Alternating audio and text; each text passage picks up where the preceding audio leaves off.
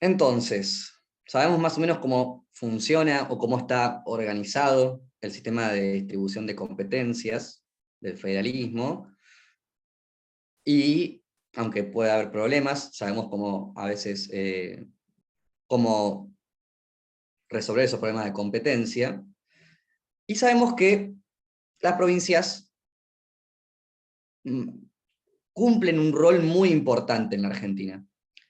A veces se discute si en la Argentina hay mucho federalismo o hay muy poco federalismo. Generalmente, las provincias suelen decir que hay muy poco federalismo, sobre todo en términos fiscales, dicen, ¿no? Pero hoy no nos vamos a meter tanto en eso.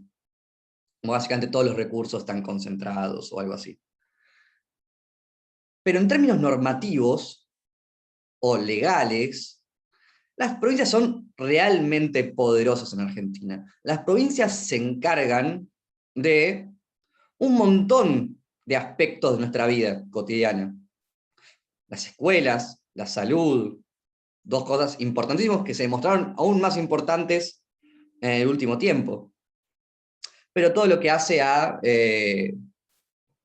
la currícula escolar, la educación sexual integral, el aborto, cosas que estuvieron muy en boga últimamente, están reguladas en parte por las provincias. Entonces la cuestión aparece como, bueno, sin ir más lejos, durante toda la pandemia hubo una provincia que mantuvo cerradas sus fronteras de la manera más dura posible, la provincia de Formosa. O sea, si eso no es un país que tiene un gran federalismo, yo no sé qué es. Pero en general, el poder de policía local, establecido en el artículo 75, inciso 30, y le da un gran poder a las provincias, si uno lo conjuga con el principio de residualidad y el principio de taxatividad. Entonces, la autonomía provincial es un elemento central del federalismo. Y de alguna manera lo que hace la autonomía provincial es decir, acá ganamos nosotros, acá manejamos y decidimos nosotros. Yo manejo mi sistema de salud, yo manejo mi sistema educativo, yo decido cuándo abro los colegios, como dijo Larreta. No Alberto Fernández, yo, dijo. Eso implica que la autonomía provincial tiene incidencia en nuestros derechos fundamentales. ¿Por qué?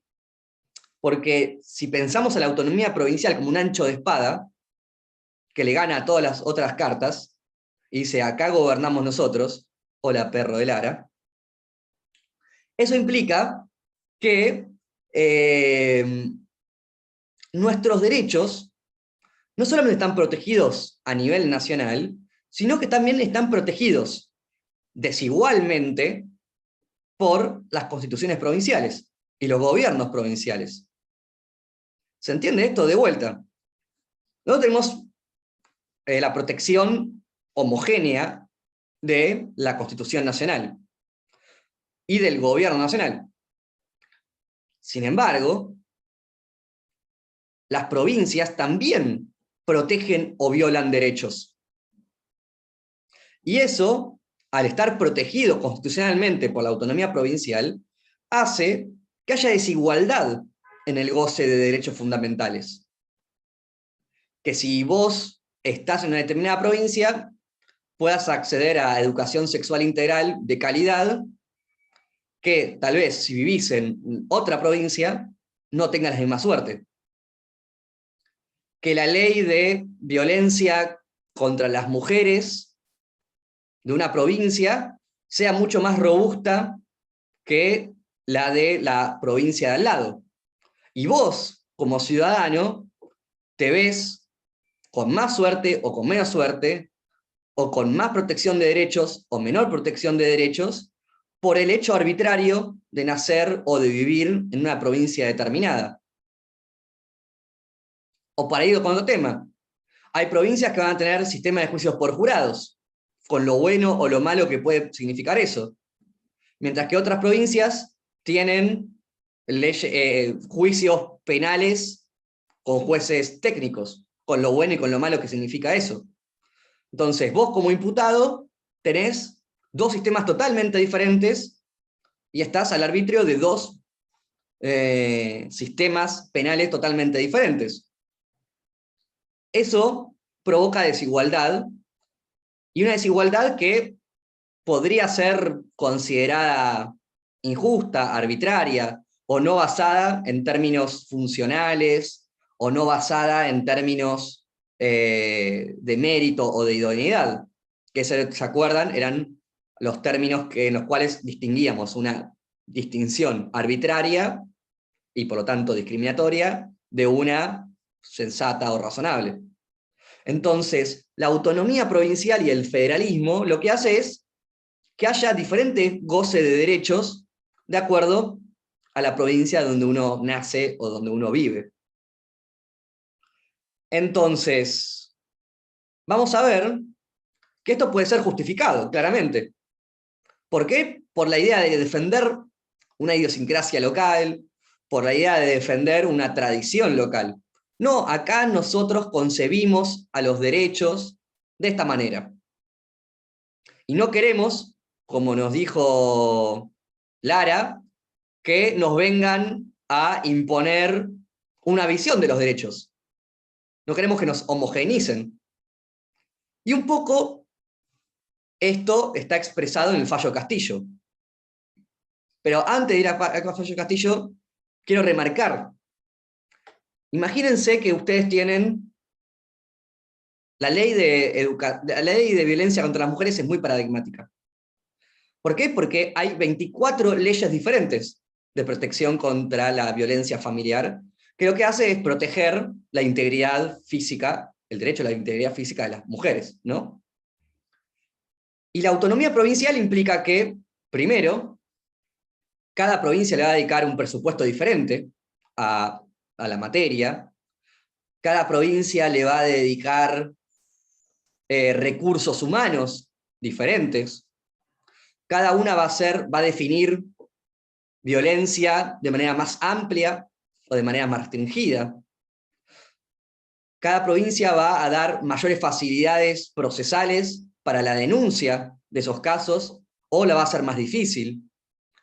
Cada provincia va a tener mayor o menor preparación de sus recursos humanos, o con más perspectiva de género, o con menos perspectiva de género, en sus burocracias, que atienden a las personas en situación de violencia. Cada provincia va a, por ejemplo, tener poderes judiciales más abiertos o menos abiertos a los pedidos de las mujeres. Eso demuestra que si vos sos mujer, si nacés en la provincia A, tal vez tengas mayor protección a tu integridad física. Pero si estás en la provincia B, quizás termines. ¿Aún vio los simuladores? Lara, ¿te acordás el capítulo donde trabaja Luque? ¿Sabes cuál es? El de que una pareja que vive en Misiones, o en Misiones, sí. En la segunda temporada, yo les cuento. Sí, puede ser, pero no lo tengo muy claro. El del clon, bien, Matías. Contanos, ¿te acordás qué pasa? Sí, más o menos. Luke estaba casado con una mujer, y esta mujer era víctima de violencia de género, y contrataban, no contrataba a la mina, los simuladores, sino a una amiga, creo. Pero vayamos antes a un punto muy importante. Sí. Luque era el fabricante tiene una fábrica de ropa, y le fabricaba la ropa a la policía, a la policía provincial, ¿no? Y Luque es violento. Luque está sacado, y en una parte la faja, le pone la cabeza contra un plato de fideos, algo totalmente horrible, pero bueno, los simuladores estaban en el 2000 pensando en la violencia de género, muy capos. Y la amiga va y hace la denuncia, ¿te acordás? Y va la policía, ¿y qué le dicen? No me acuerdo, pero no le daban bola justamente porque No le dan sí, bola. los uniformes. El comisario le dice, che, Luque, no sé me acuerdo cómo se llama, Jorge, me llegó esta denuncia, no seas boludo, que no se te vaya la mano. Y Luque va y la recontrafaja de vuelta, obviamente, a la pobre esposa. Y no le queda otra que recurrir a los simuladores. Pero vamos a decir la verdad, los simuladores no existen en la realidad. Entonces, esa es la situación que viven muchas mujeres en muchas provincias argentinas. No tienen una protección de las burocracias ni del Poder Judicial a su integridad física. Y así es que mueren, son quemadas vivas, todas las cosas horribles que vivimos en nuestro país. Eso muestra, el capítulo de simuladores muestra la mala suerte que puedes tener de nacer en una provincia, con determinadas lógicas institucionales, patriarcales, etc. Y la solución, bueno, los simuladores le solucionan la vida. Pero bueno, pero ahí está muy bien explicado, graficado. Nacés en Misiones y podés terminar muerta. Acá también, pero tal vez hay otra batería de políticas públicas para solucionar eso. Pero ¿por qué decía que el fallo Castillo mostraba muy bien esto? Porque cada provincia tiene, la nación establece un marco general para las leyes educativas, pero cada provincia tiene la capacidad de diseñar sus propios planes de estudio. Eso dice la Constitución. Y en el fallo Castillo se da algo increíble, que básicamente Salta establece para su población la educación religiosa católica obligatoria en las escuelas públicas. De vuelta, decide que curas católicos den obligatorios una clase de religión. Y no solamente eso, también que en los comedores se rece, no sé, el Padre Nuestro, o que se agradezca, o que se bendiga la mesa, no sé. ¿Y qué pasaba? La mayoría de Salta es católica, el 90 y pico % de Salta es católica. Y bárbaro, bueno, pero ¿qué pasa con el 5% que eran, no sé, evangélicos, ateos o judíos? ¿Qué pasaba en Salta? Básicamente, primero vos tenías que decirle al colegio tu religión, un dato totalmente íntimo, eso sí que es una cosa, intimidad, diferencia de privacidad, un dato íntimo, que no tenés por qué hacerlo saber, menos si es una recontra mega minoría en Salta. Vos no querés ser excluido. Entonces vos tenés que decirle al colegio, a las autoridades provinciales, tu religión. Segundo, podías salirte de la clase y básicamente te alienaban. Entonces todos estaban teniendo una clase de cuán bueno era Jesús, y vos, una mega minoría, estabas ahí aislado, encerrado en una biblioteca. Entonces, la Corte dice, esto llega a la Corte. ¿Y por qué? Porque una asociación, la ADC, la Asociación por los Derechos Civiles, representa a unas madres que dicen que se está violando sus derechos fundamentales a la igualdad, a la separación entre la Iglesia y el Estado, a la intimidad, a la autonomía también, y van ante la Corte primero van ante los juzgados provinciales. ¿Por qué? Porque el derecho común lo juzgan las autoridades provinciales. Esa es una de las preguntas que ustedes tenían ahí en el trabajo. ¿Qué significa esto?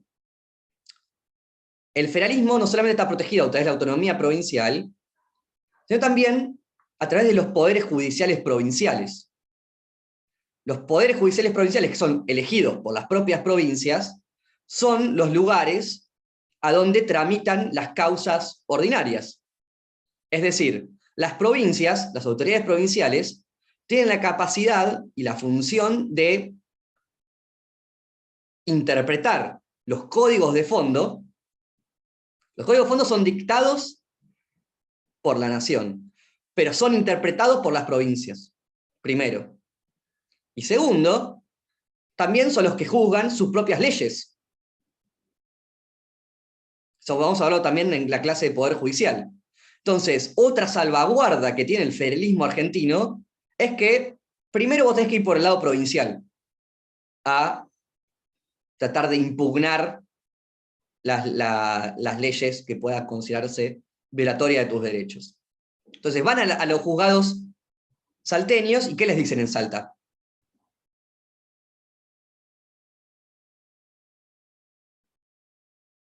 ¿Se acuerdan? ¿Leyeron algo?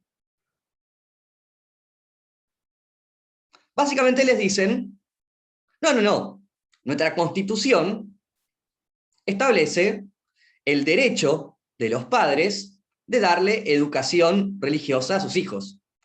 Lo que está haciendo Salta a través de esta ley que establece la educación religiosa obligatoria en las escuelas es respetar la Constitución salteña. Las mayorías salteñas, la idiosincrasia salteña y las costumbres salteñas. Nosotros tenemos diferencias con los porteños, que son ateos, odian a Jesús. Nosotros amamos a Jesús.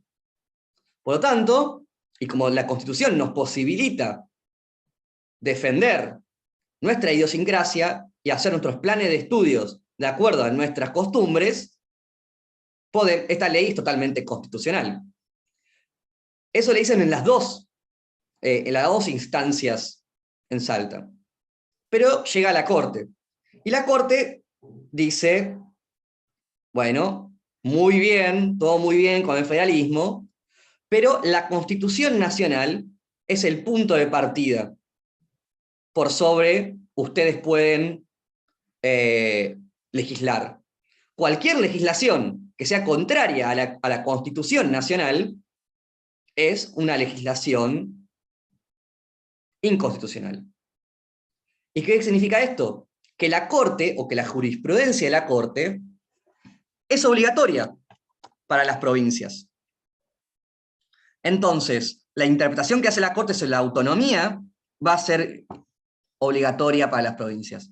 La interpretación que hace la Corte sobre la igualdad entre católicos y no católicos es obligatorio para las provincias.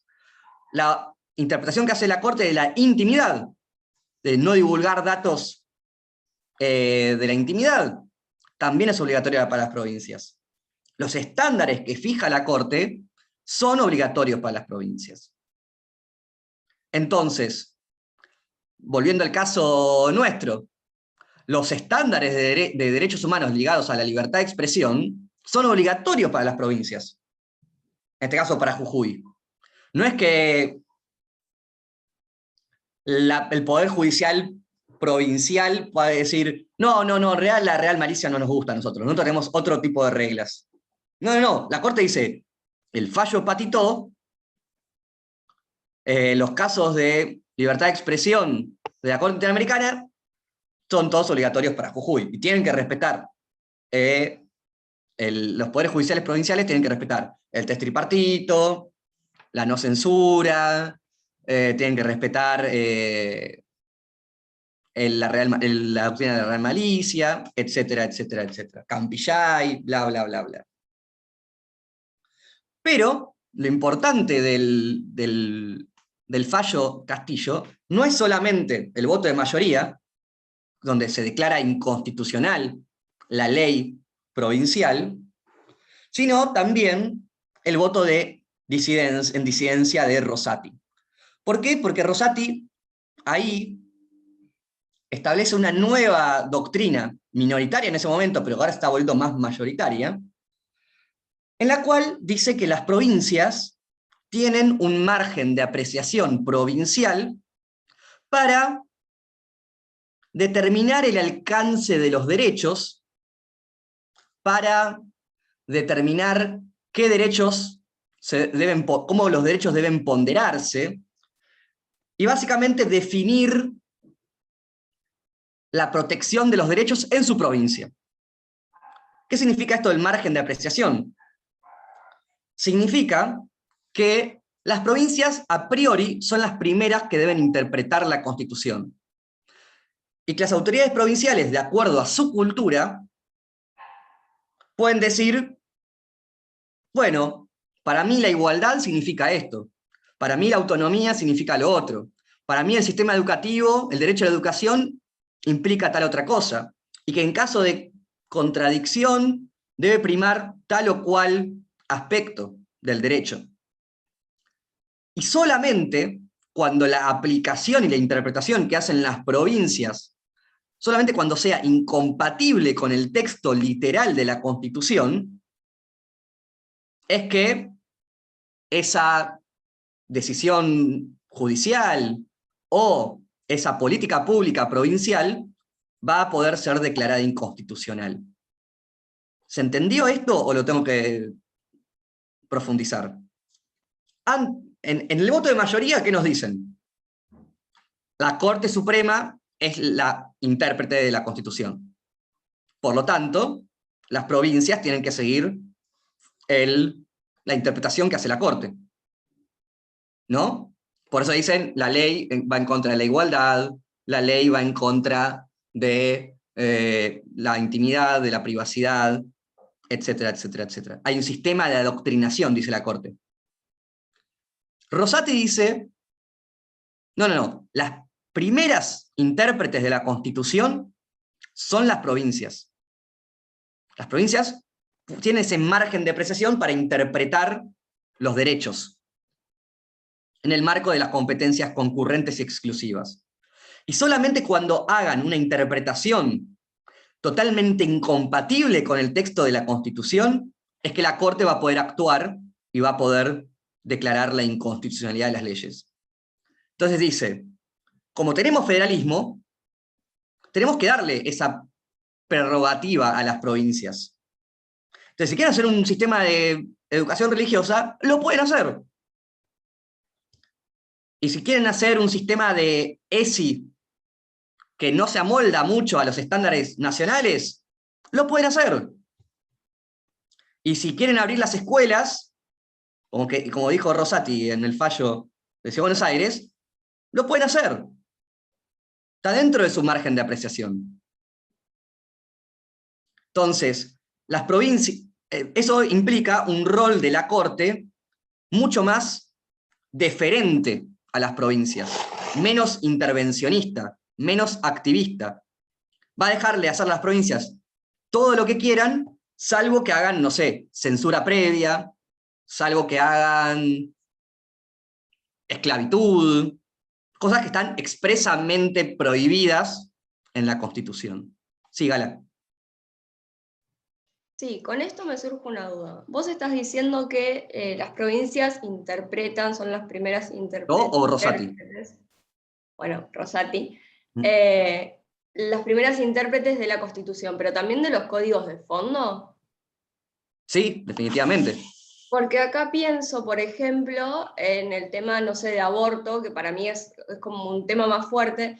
No sé, Nación dice se despenaliza el aborto, pero Salta o Jujuy, que son provincias más conservadoras, van a decir, no, acá no los despenalizamos porque acá creemos que si quedas embarazada tenés que parir y criar y ser madre y todo. ¿Ahí qué pasa con ese tipo de derechos? Bueno, eso parecería ser muy difícil, pero podemos hacer un ejemplo un poco más complicado. A ver, ¿por qué digo que sería difícil? Porque es muy claro, la ley de aborto dice se despenaliza el aborto. Entonces ahí no es una cuestión interpretable. Digamos, si se despenaliza, está despenalizado. Lo que podrían hacer las provincias, y si yo fuera abogado de los grupos pro vida, lo haría. ¿Qué haría yo? Sacaría leyes en las provincias pidiendo el consentimiento del padre para realizar un aborto, o estableciendo que ciertos abortos no se pueden, o que haría difícil la provisión de prácticas abortivas en algunos hospitales, O la objeción de conciencia, como se hace una objeción de ahora. conciencia más fuerte, o que, esto pasa en Estados Unidos, que las clínicas de aborto de la provincia, o sea, que los hospitales tengan que mostrarte fotos de niñitos jugando por la pradera con un perro hermoso, antes de decirte, ahora sí puedes abortar. Eso podrían hacerlo. Podrían hacerlo. Y ahí la Corte tendría que, posiblemente, y ahí está el problema. En la visión de Rosati, tal vez no sería incompatible. En la visión de la mayoría en Castillo, sí. Pero ahí hay dos formas de entender el federalismo de manera diferente. De vuelta. Entonces, ahí el punto sería, hay una tensión en nuestra Constitución de vuelta entre una lectura más nacionalista y de mayor protección de los derechos, y otra donde habilita a que haya diferentes estándares. El margen de apreciación como doctrina dice que haya diferentes estándares, mientras no sean totalmente incompatibles con la Constitución, está bien. No lo ve como problemático. Pero sí, es muy preocupante esta doctrina, por ejemplo, con temas de aborto, de disidencias, diversidades, ESI, ideología, lo que se dice, ideología de género, todas esas cosas. Y entonces, entonces, ¿por qué te decía que no pasaría lo del aborto de manera tan clara? Porque eso sería claramente arbitrario, sería una interpretación arbitraria. Y la doctrina de la arbitrariedad, bueno, podría hacer que los jueces digan, es inconstitucional. De hecho, han habido declaraciones de inconstitucionalidad de las leyes de aborto, pero eso ya sería diferente. Pero vos estás diciendo como que hay una interpretación de los jueces provinciales para decir, no, esto no es aplicable. Bueno, eso sería arbitrario. Pero son los debates que se vienen, claramente por el tema del aborto. No por nada Estados Unidos está a punto de penalizar el aborto. En Estados Unidos, ¿se acuerdan? 73 se despenalizó. Y ahora hay un montón de leyes provinciales que están restringiendo el aborto. Y la Corte Suprema está a punto, siempre dijo, no, esas leyes son inconstitucionales. Y ahora está a punto de decir, no, sí, se puede. La ley de Texas es constitucional. Salta es como nuestro Texas, salvo que no tiene petróleo. Miriam, sí. Patricia, yo tengo una idea, una duda de atrás, digamos. Entonces, con el caso Castillo, la Corte Provincial de Salta tiene en su constitución la religión católica. ¿En su La Corte no. constitución? Salta tiene una constitución Sí, sí. que tiene una adhesión muy fuerte al catolicismo, eso de neutralidad religiosa y separación ¿Adopta de la iglesia y religión Estado. católica? No sé, no conozco la constitución de Salta. Creo que sí. Pero Para sobre que... todo, ¿qué dice? Dice que los padres tienen derecho a darle educación religiosa obligatoria a sus hijos.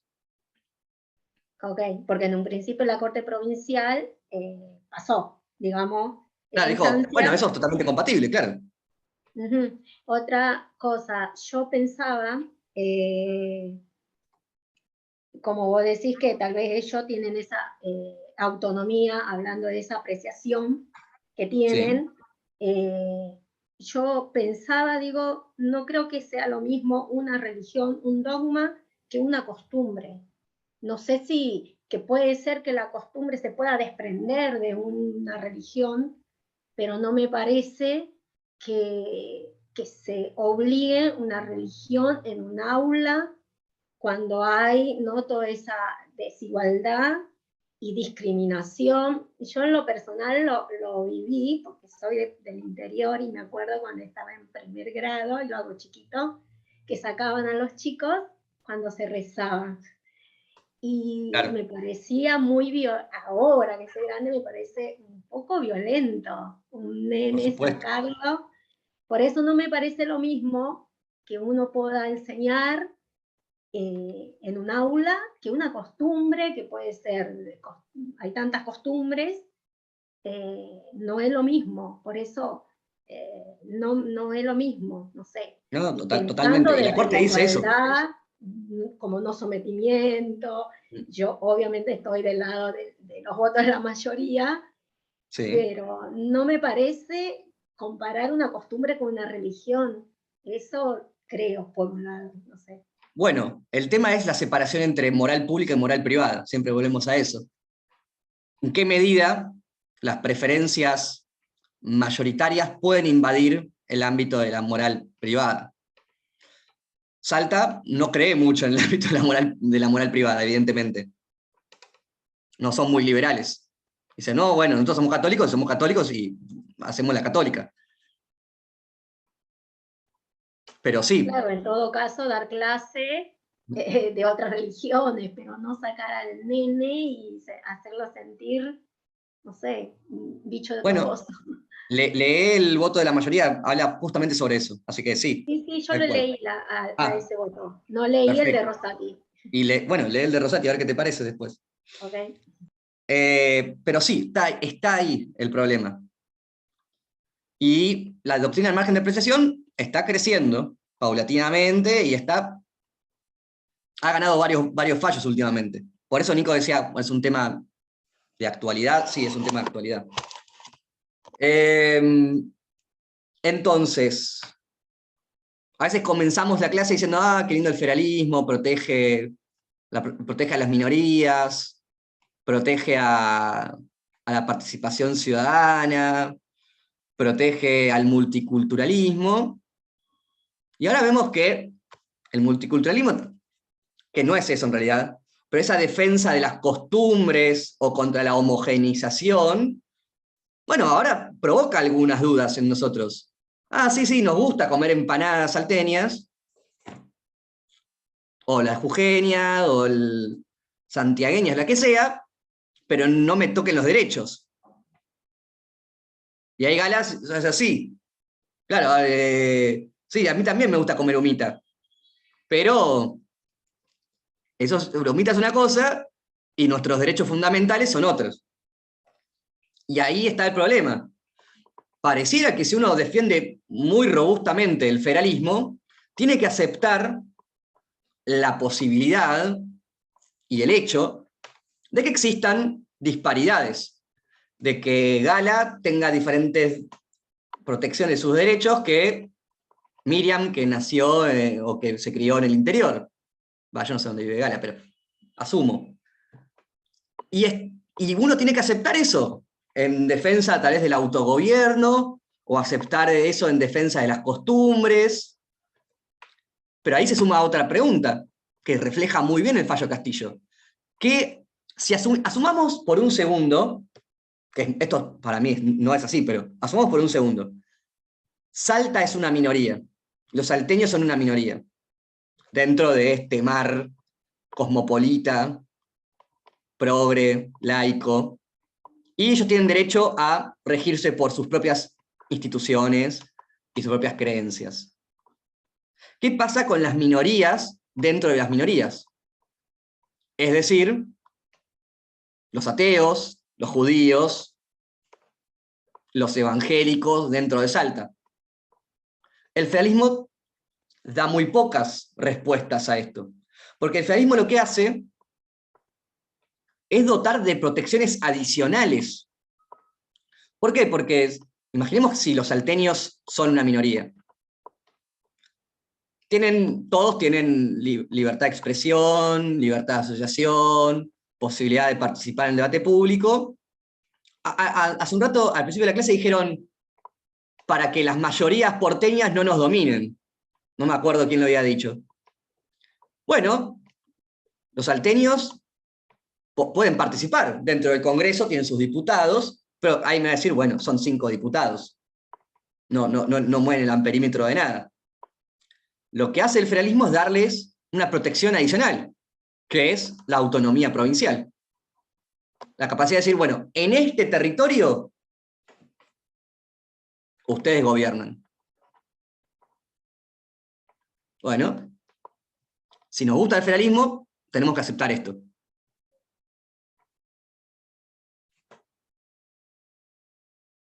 ¿Qué dicen ustedes?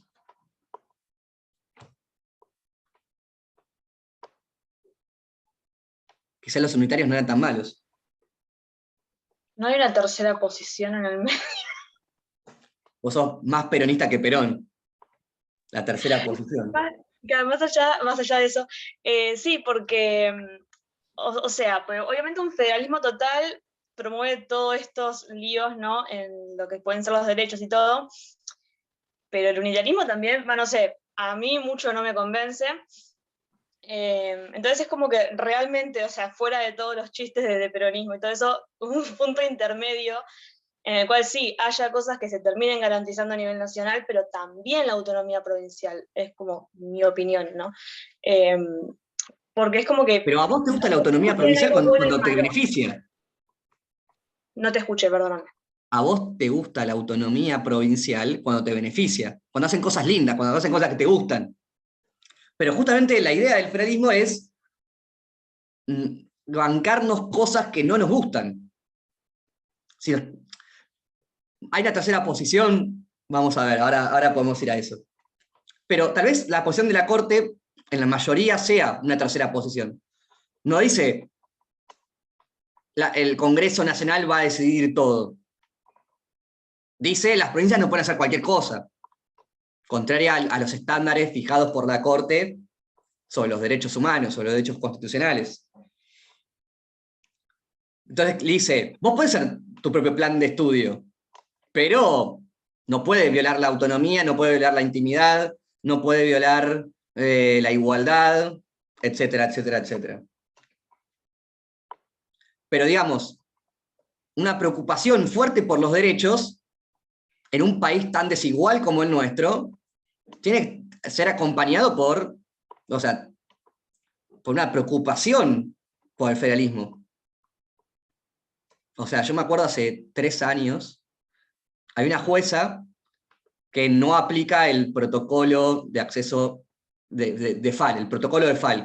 Básicamente una chica de 10 años violada, y la jueza de Corrientes dice, hace algo increíblemente malo, que es dar en guardia obligar a la chica a parir, de 10 años, y darle en guardia el feto a una persona. Obviamente el feto se murió, la chica estuvo ahí cerca. ¿Y qué pasó? La mina dice, a mí no me vengan con las boludeces esas de los porteños, esto es Corrientes.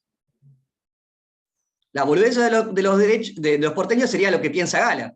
O sea, que las mujeres las chicas de 10 años no tienen que morirse, o no tienen que ser madres. Que tienen que tener derechos. Exacto. Bueno, pero esto no pasó esto es también. Corrientes, dijo.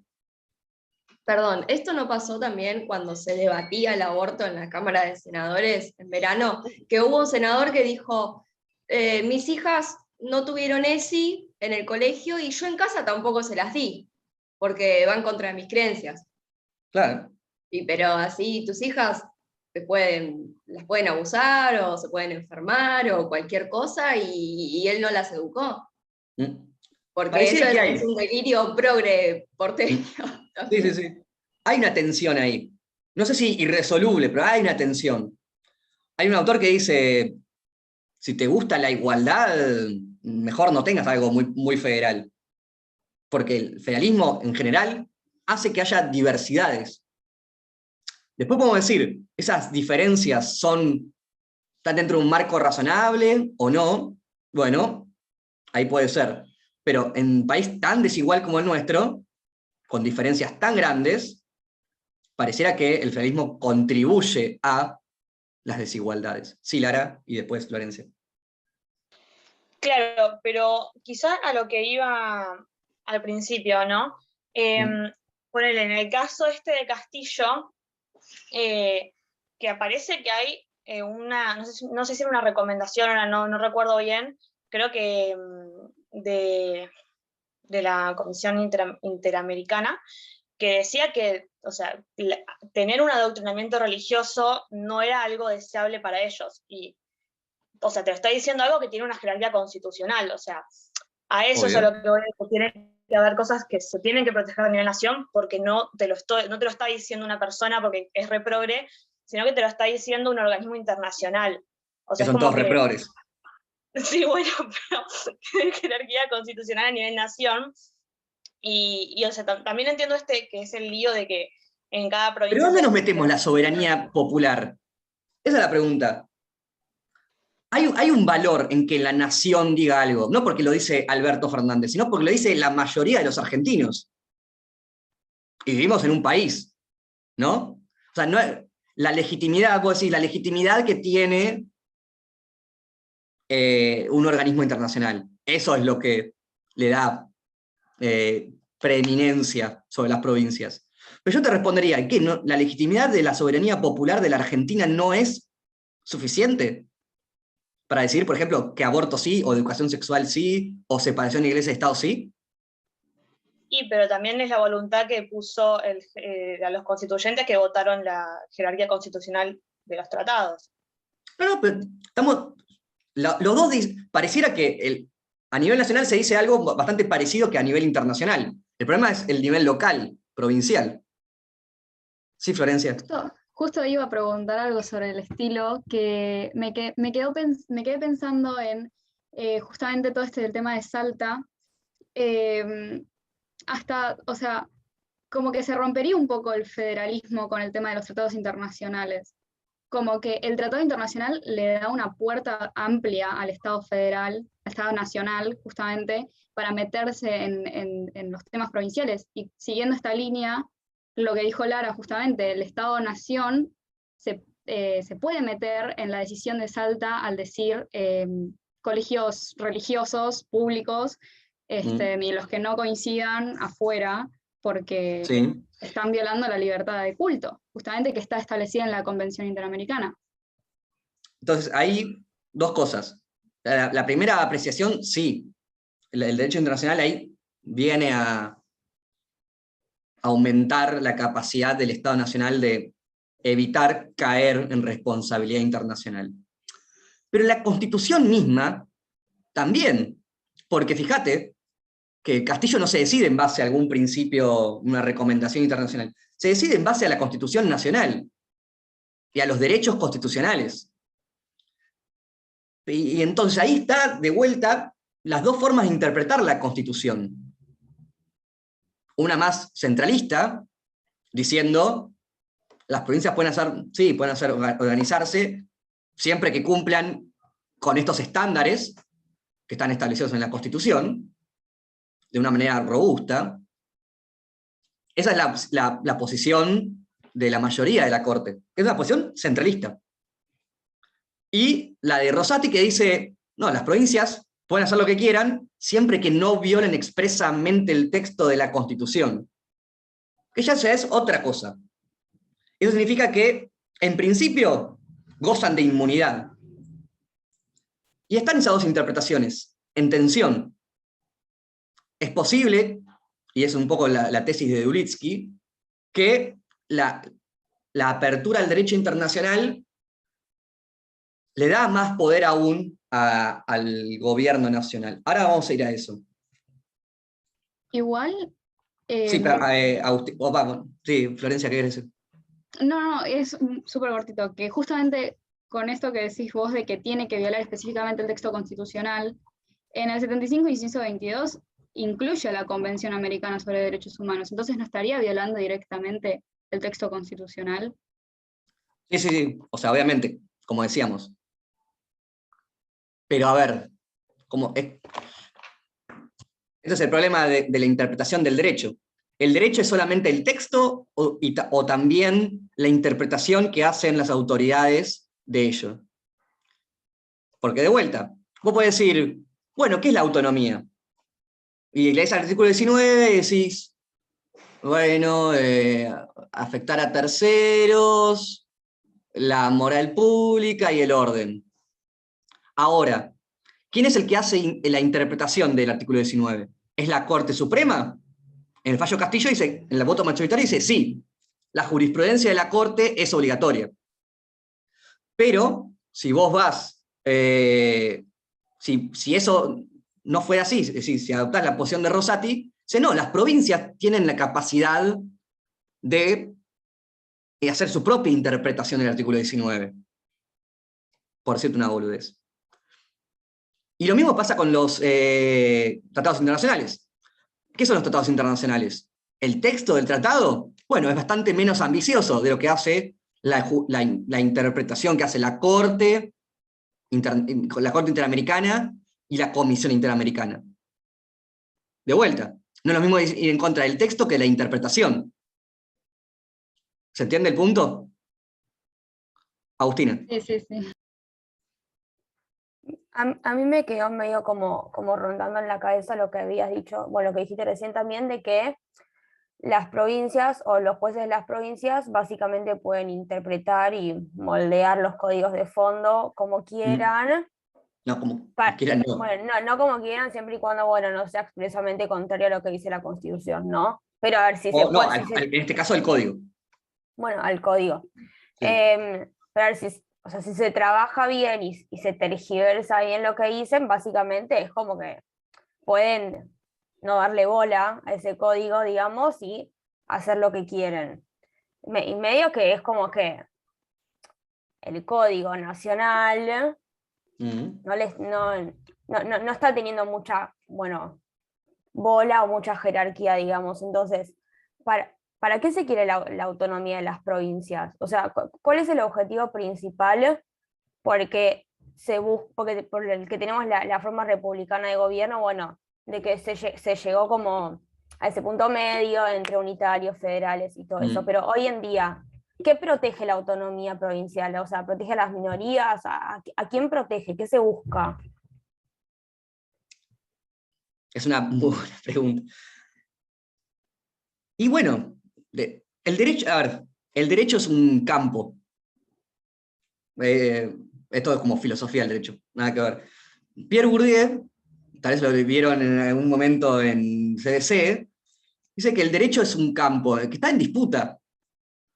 La interpretación del derecho no está saldada. La discutimos acá, ustedes cuando sean abogadas y abogados la van a discutir en sus juicios, se discute en la doctrina, en la jurisprudencia, estamos todo el tiempo leyendo y releyendo, interpretando y reinterpretando el derecho. ¿Y qué viene a proteger el federalismo? Bueno, podría ser los derechos de las minorías insulares, puede ser los privilegios de ciertas élites provinciales, también. Bueno, pero estamos todo el tiempo discutiendo cuáles son las mejores razones para tener más federalismo, menos federalismo, más derechos, menos derechos. Y eso es, si tu pregunta es empírica, esa ya es una opinión personal, y yo creo que en Argentina el federalismo protege los autoritarismos, las desigualdades de derechos, de las peores personas de la Argentina, de los peores grupos, de las peores élites. Pero eso ya es una apreciación personal. Cada uno hace una apreciación empírica diferente. Yo diría, cambiemos la Constitución urgente. Pero aún, esto se pone peor. Ustedes pensar que esto se termina acá, no, se pone peor.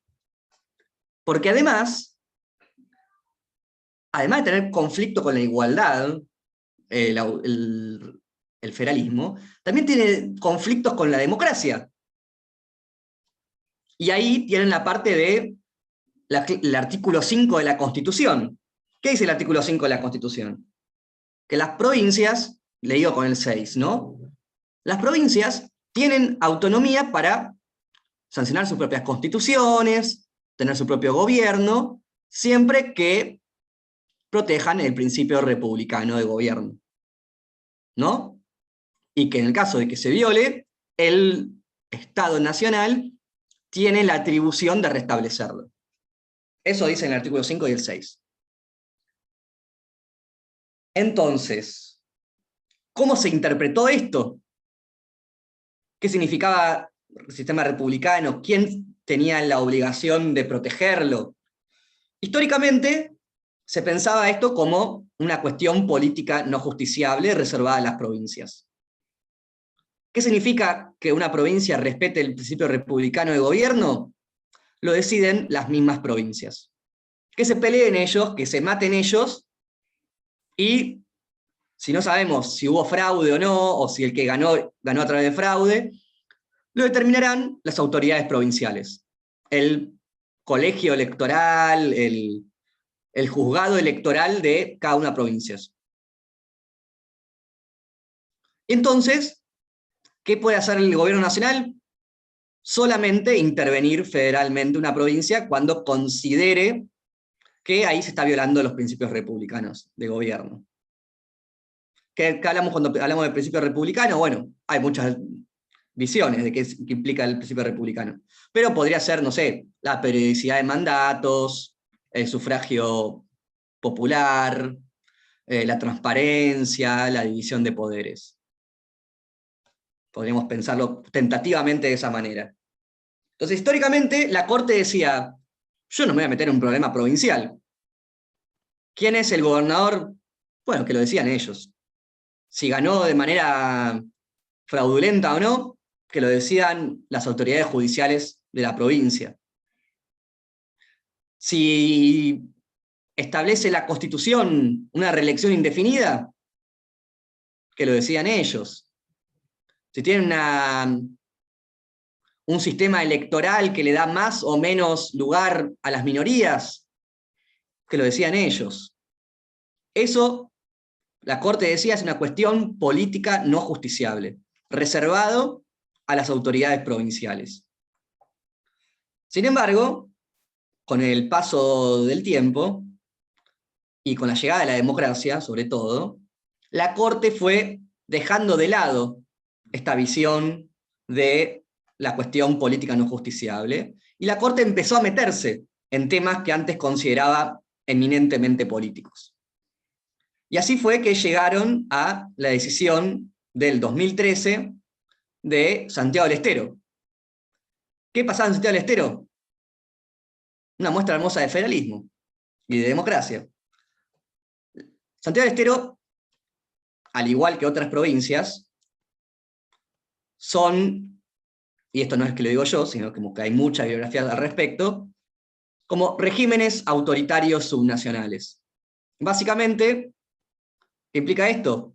Regímenes o gobiernos donde imperan estructuras y prácticas iliberales, donde no hay realmente competencia política, donde no hay libertad de expresión, donde son realmente perseguidas las voces disidentes, donde hay muchas violaciones a los derechos de las minorías étnicas, como los pueblos originarios.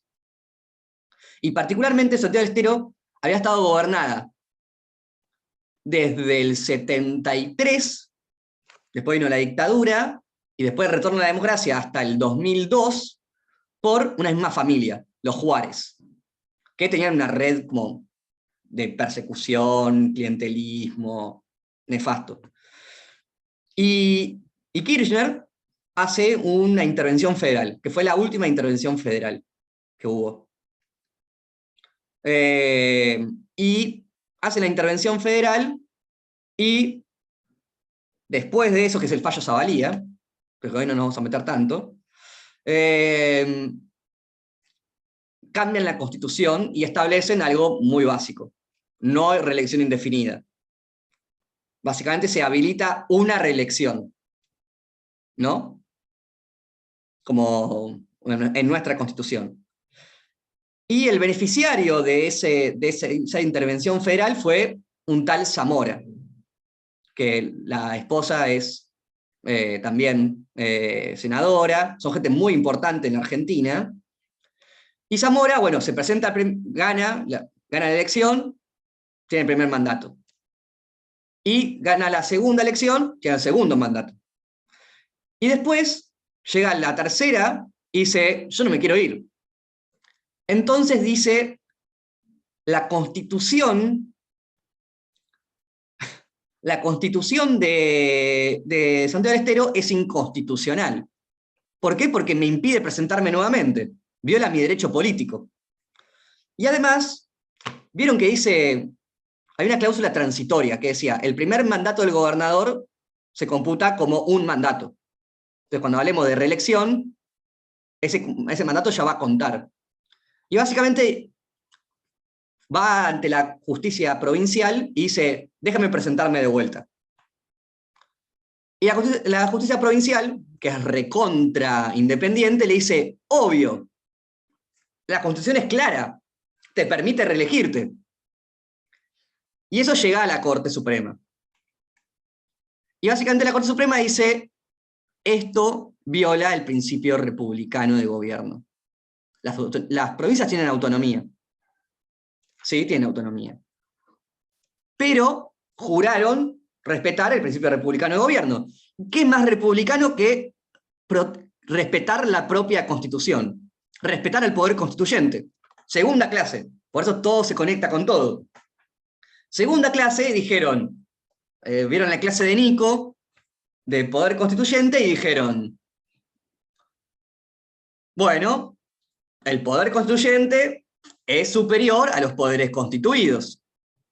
Y si uno cambia la Constitución violando los procedimientos establecidos por la Constitución misma, se está violando el principio de soberanía del pueblo y se está violando la propia Constitución.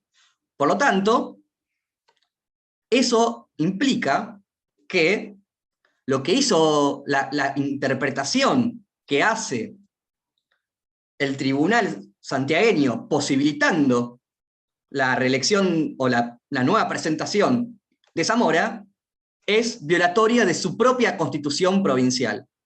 Y violar la propia Constitución provincial de manera abierta, flagrante, obvia, de la manera más literal posible, es violatorio del principio republicano de gobierno.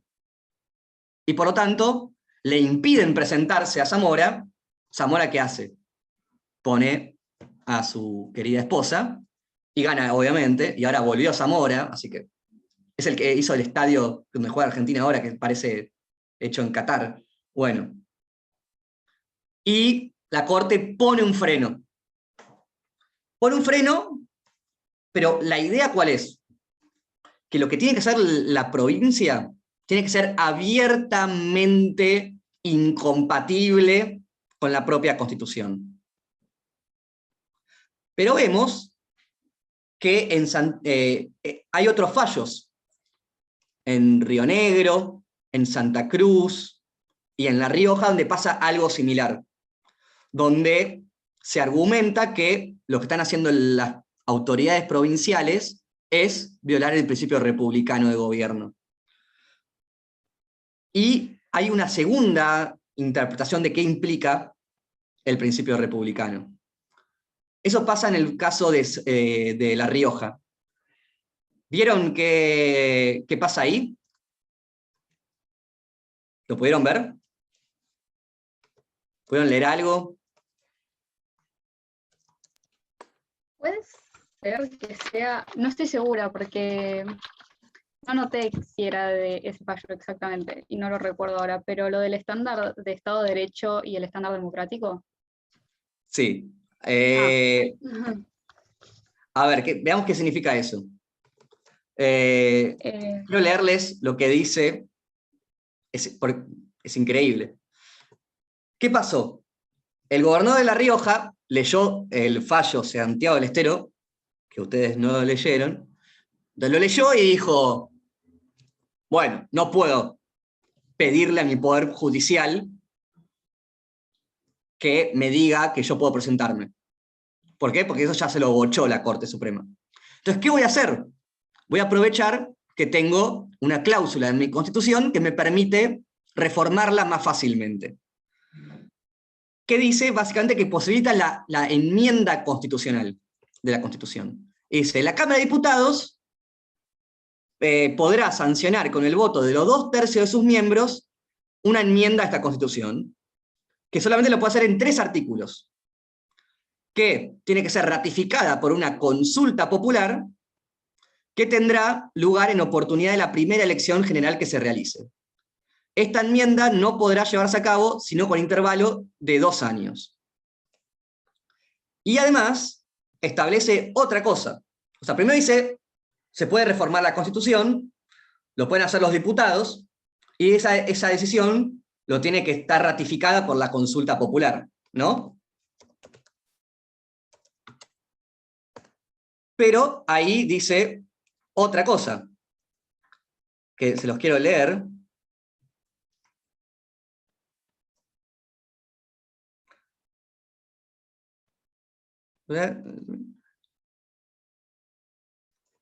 Ahí está. No lo preparé, perdón. Ahí está. Toda propuesta que sea sometida a consulta popular obligatoria se tendrá por rechazada por el pueblo si una mayoría de más del 35% de los votos de los electores inscritos en el registro electoral no la aprueba. Un chino. ¿Ustedes entendieron? Yo tampoco entendí. Está en el artículo 84 de la Constitución de La Rioja. Entonces, ¿qué es lo que dijeron los muchachos de La Rioja? Leyeron Santiago del Estero y dijeron, vamos a reformar la Constitución para que esto sea legal. Si queremos darle un tercer mandato al gobernador, lo podemos hacer mediante la vía legal. Entonces llaman, hacen la enmienda en diputados, llaman a la consulta popular, y ¿qué sucede? Dicen, bueno, la elección, el no sacó 35%. Por lo tanto, está aprobada. Y la Corte le dice, bueno, pero vos no estás leyendo bien la Constitución. Bueno, tu lectura de la Constitución provincial permite, le dice la Corte, básicamente que una minoría le gane a una mayoría. O sea, no estás respetando el principio de soberanía popular, que dice que en una democracia gana la mayoría. Estás haciendo una interpretación de tu propia Constitución que no solamente va en contra de la idea de división de poderes o de Estado de Derecho, sino que sobre todo está haciendo una lectura antimayoritaria de tu propia Constitución.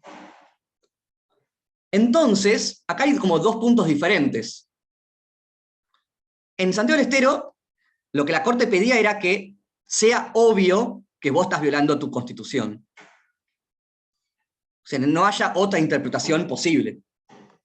Acá, la Corte admite que hay otra interpretación posible, que ese texto básicamente está pésimamente redactado, pero que la interpretación correcta es la que está de acuerdo al principio de soberanía popular que está encarnado en el sistema republicano de gobierno. Entonces, modificar la Constitución a través de un mecanismo no democrático o no respetuoso de las mayorías viola el republicanismo. Entonces, de vuelta, ahí vemos una faceta de la Corte mucho más nacionalista, mucho más centralista, que le está poniendo límites a la autonomía de las provincias a regirse institucionalmente como ellas quieran. De vuelta, eso es algo novedoso, es algo que está pasando ahora. Pasó en 2019. O sea, desde el 2013 al 2019 hubieron varios casos de la Corte que fueron avanzando sobre la autonomía que tienen las provincias de regirse por sus propias reglas. Y eso es un poco lo que tenemos que lidiar. Y bueno, a ver, si nos quedamos 15 minutos más, sí, Lara, podemos resolver la otra parte del trabajo, si quieren. Sí, Lara. Yo me mareé. Okay. No, pues por un lado está esto que decís que a partir de ahora la Corte se está poniendo como en un modo más centralista, poniéndole límites a la autonomía. Pero por otra parte también está tomando lugar la opinión de Rosati, que habla de que las provincias pueden hacer su propia interpretación constitucional. Entonces no está como en contradicción. Bueno, la Corte ojalá fuera consistente, pero podríamos hacerla consistente. Podemos pensar que tal vez en el ámbito de los derechos hay más autonomía, y tal vez pensar que en el ámbito del sistema institucional hay menos autonomía. Podríamos pensar en eso. Quizás. O quizás simplemente que la Corte es inconsistente. Pero más allá de eso, sí, coincido con vos. Chao, Lucas. Entonces, en el trabajo teníamos que responder.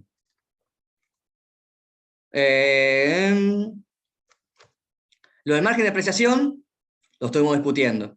Tiene que aplicar todo lo que dijimos. ¿Tiene margen de apreciación? Bueno, depende qué teoría del federalismo tengan ustedes. ¿La garantía republicana de gobierno es justiciable? Bueno, sí es justiciable, lo viene diciendo la Corte desde 2013. ¿Qué implica la violación a la forma republicana de gobierno? Bueno, vemos que podría pensarse como una violación al Estado de Derecho provincial, o también una visión un poco más democrática de violación al principio mayoritario. Y ahí quizás en el caso ustedes podrían decir, bueno, como la libertad de expresión es un derecho a priori de la democracia, citando a Niño, y si la ley esta viola la libertad de expresión, bueno, podría argumentarse que también la libertad de expresión forma parte del principio de soberanía popular, o es consustancial. Bueno, pero ahí tienen que tener una teoría de la democracia. Si ustedes son más deliberatistas o más populistas, van a poder diferir sobre la resolución del caso en particular. Y después vemos que se le hace una intervención federal a la provincia. ¿Llegaron a esa parte? ¿No? O sea, el gobierno termina ahí interviniendo y removiendo a las autoridades provinciales. Esto está establecido en el artículo 6. El artículo 6 lo posibilita, le da la atribución al gobierno nacional, en particular al Congreso, de remover a las autoridades de una provincia en el caso de que se esté violando el principio republicano de gobierno en una provincia. Por ejemplo, no sé si hay fraude, o hace un tiempo pasó lo de María Soledad Morales, básicamente mataron a una chica y el Poder Judicial encubrió a todos.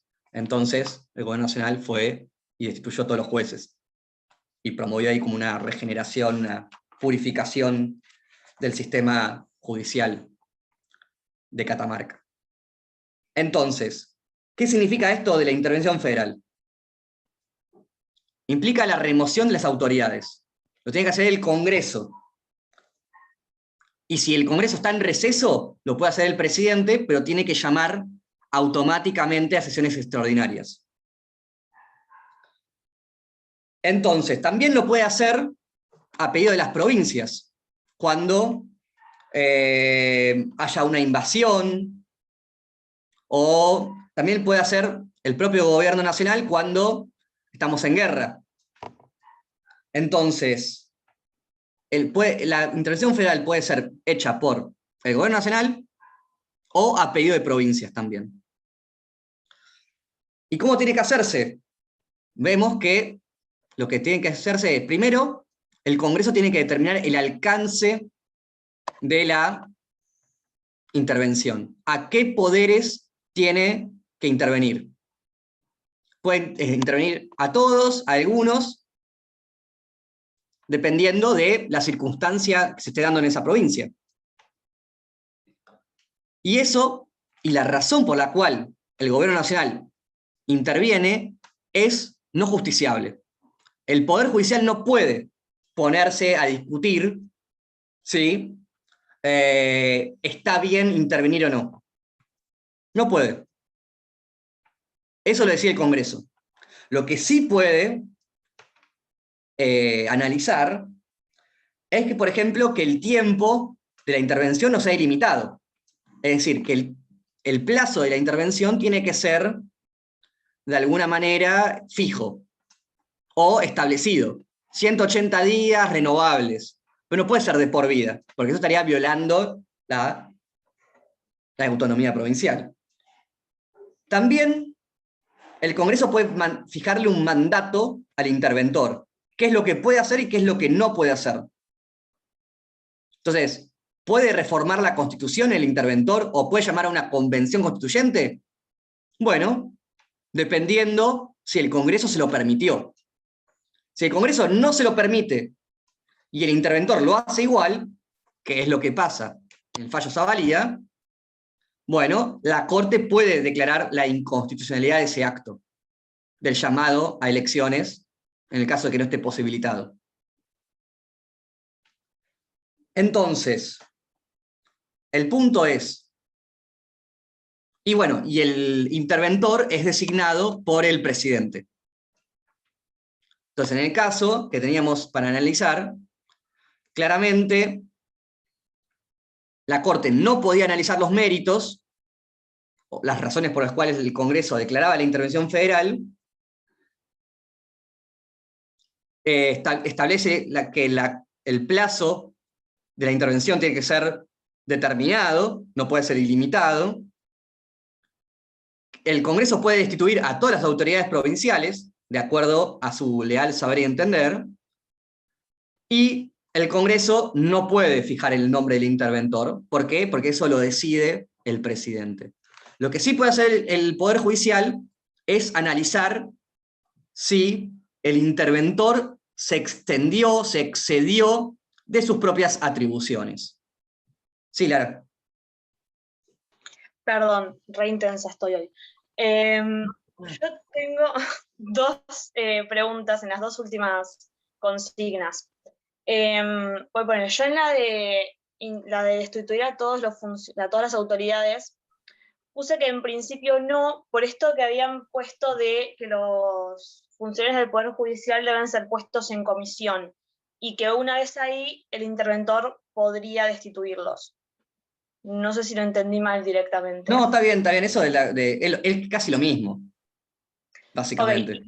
Y con el otro me surgió una duda porque en el texto es como que decía, al principio que no había una norma que establezca qué poder designaba al interventor, y después decía que era el presidente. Y me confundí. El tema es que el interventor es un agente del presidente en la provincia, básicamente. Entonces es natural que sea elegido por el presidente, básicamente. Como es su delegado, tiene sentido que sea puesto por justamente el presidente. ¿Se entiende? Sí, o sea, yo había puesto que por regla general recaía la responsabilidad en el presidente, pero que no estaba la norma que lo estipule. No, claramente. O sea, entonces, vemos que el federalismo, además de tener problemas con la igualdad en el goce de los derechos, también tiene problemas con la protección de ciertos regímenes autoritarios.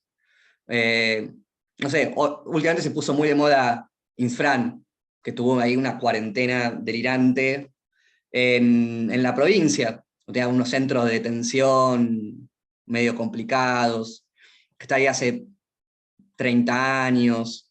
Pero bueno,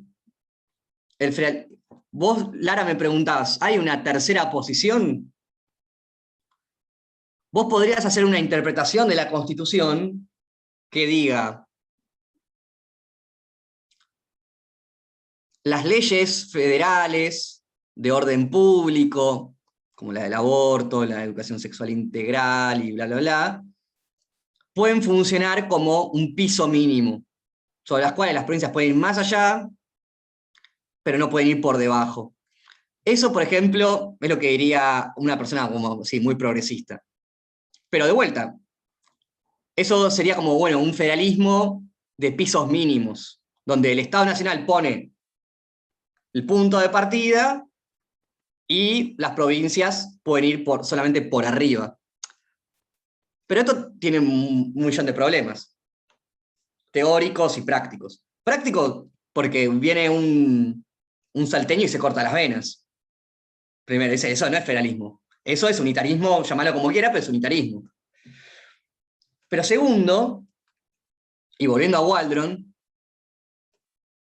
no sabemos cuáles leyes son las más protectorias de los derechos. Todos, en teoría, queremos proteger los derechos. Nada más que tenemos desacuerdos sobre cuáles son las leyes que mejor protegen los derechos. Sin ir más lejos, en el debate sobre legalización del aborto, los celestes decían, nosotros estamos protegiendo los derechos, los que violan los derechos son ustedes. ¿Se acuerdan? O sea, nosotros tenemos el derecho a la vida, de los niños. Y ustedes quieren matarlos. ¿Qué más violatorio de los derechos? Y al contrario, las personas que estaban a favor decían, no, ustedes son los que violan los derechos. Nosotros queremos garantizar los derechos de las mujeres pobres, lo que sea. Entonces, tenemos desacuerdos cuáles son las leyes más protectorias. Tenemos desacuerdos sobre cómo ponderar los derechos. Tenemos desacuerdos sobre cómo determinar el alcance de los derechos. ¿Se entiende este punto? Entonces, la idea del federalismo de piso mínimo de derechos suena atractiva, pero cuando nos acordamos de todo lo que leímos hasta ahora, y tenemos desacuerdos sobre cuáles son los derechos preferidos, los derechos más protegidos, qué leyes consagran los derechos y qué leyes violan los derechos. Y el derecho justamente es un campo en donde discutimos eso, para bien o para mal.